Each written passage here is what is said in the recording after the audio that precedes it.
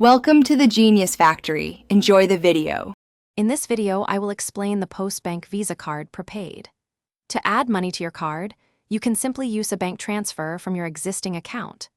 This process is straightforward and can be done conveniently through online banking or even via telephone banking. Once the transfer is complete, your funds are usually credited and ready for use by the next bank business day, giving you quick access to your money. This ensures you maintain full control over your spending. This prepaid card offers several compelling advantages. Firstly, it provides optimal cost control because you can only spend the amount you have loaded onto it, preventing debt. It's also accessible without a credit check, which is a significant benefit for many. Furthermore, it can be issued to individuals as young as 14 years old with parental consent. You can use it globally at over 44 million acceptance points, making it a versatile payment solution for everyday purchases and travel. While beneficial, it's important to be aware of the fees and limitations. There's typically an annual fee of €29, though it might be waived under certain conditions.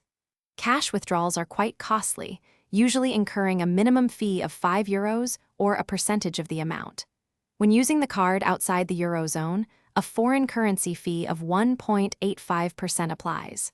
Also, be mindful of the daily withdrawal limit of €500 and a weekly limit of €1,500. For your peace of mind, the Postbank Visa Prepaid Card incorporates robust security features like 3D Secure for safe online transactions. It also provides a complimentary shopping insurance, covering purchases above €50 against damage or theft for 30 days.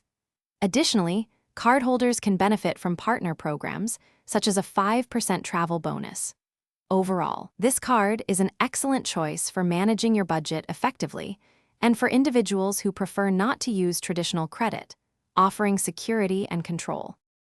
Thanks for watching. If you found this helpful, don't forget to like and subscribe.